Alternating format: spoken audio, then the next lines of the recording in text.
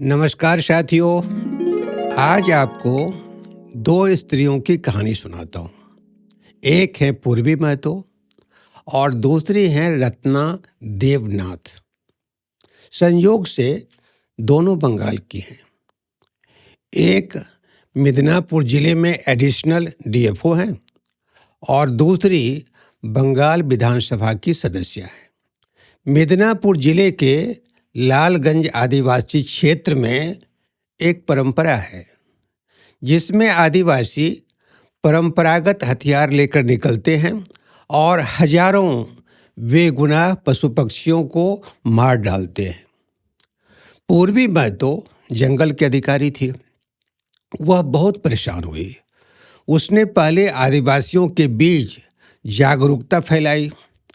इससे भी काम नहीं चला तो उसने आदिवासियों को कानून का भय दिखाया।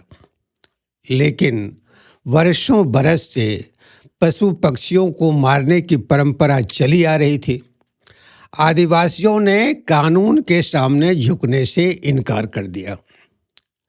वे नियत समय पर जानवरों के शिकार के लिए निकले। उनकी संख्या 5,000 से कम नहीं रही होगी। वे जंगल की ओर बढ़ने लगे। पूर्वी महतो पहले तो बहुत परेशान हुई, लेकिन उन्होंने भी दृढ़ संकल्प कर रखा था। वे आदिवासियों के बुजुर्गों के पास गई और धरती पर बैठकर हाथ जोड़कर मार्मिक अपील की, आप लोगों को जानवरों को मारना ही है तो पहले मुझे मार दो। हथियार उठाओ और मेरी गर्दन उड़ा दो। जब तक मेरी सांस रहेगी तब तक आप लोगों को आगे जाने नहीं दूंगी। आदिवासियों को कानून का कोई भय नहीं था, लेकिन उनके हृदय में जो आदमी बसा था उसने पूर्वी महतो की अपील सुनी और सारे आदिवासी वापस हो गए। बरसों बरस की यह अनैतिक परंपरा खत्म हो गई। आदमी जागृत होता है। डाकू भी वाल्मीकि ऋषि बन जाता है। दूसरी स्त्री हैं रत्ना देवनाथ। आपको याद होगा, बंगाल में एक विभत्स घटना घटी थी। ममता बनर्जी का शासन था। आरजी कर मेडिकल कॉलेज में 9 अगस्त 2024 को ट्रेनी महिला डॉक्टर का बलात्कार कर उसको मार दिया गया था। इस घटना के विरोध में देश भर में डॉक्टरों ने व्यापक प्रदर्शन किया था। इस मामले के मुख्य आरोपी संजय रॉय को सियालदह कोर्ट ने दोषी करार करते हुए उम्र कैद की सजा सुनाई थी। रत्ना देवनाथ उसी पीड़िता की मां हैं। इस घटना को बीजेपी ने जोर शोर से उठाया। रत्ना देवनाथ को बीजेपी ने टिकट दिया और अब वे विधायिका हैं। हाल में बंगाल के बारुईपुर में एक नाबालिग बालिका के साथ बलात्कार हुआ और उसे मार डाला गया। पूर्व मुख्यमंत्री ममता बनर्जी वहां जाना चाहती थी तो उन्हें बंगाल की पुलिस ने हाउस अरेस्ट कर लिया।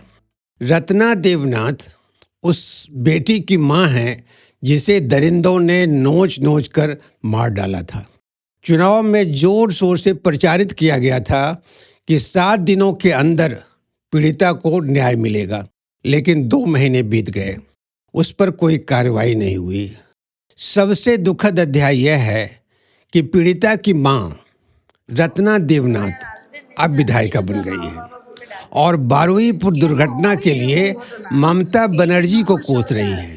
उनका कहना है कि ममता बनर्जी ने शिक्षा, सामाजिक मूल्यों और जन कल्याण की उपेक्षा की और मेले, शराब और जुए की संस्कृति को बढ़ावा दिया। इसलिए इसका दुष्परिणाम समाज को भोगना पड़ रहा है। उन्होंने मुख्यमंत्री शुभेंदु अधिकारी का जमकर बचाव किया।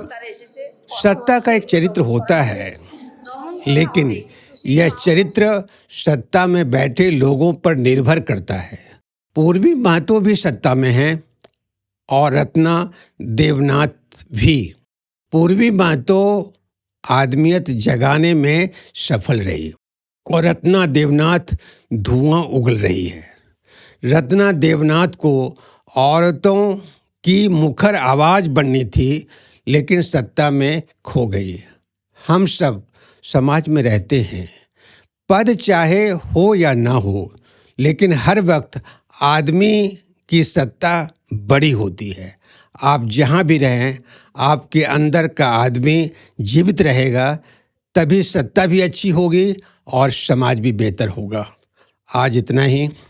आप सब लोग मेरे चैनल से जुड़े रहें। आपको बहुत बहुत शुभकामनाएं। बहुत धन्यवाद।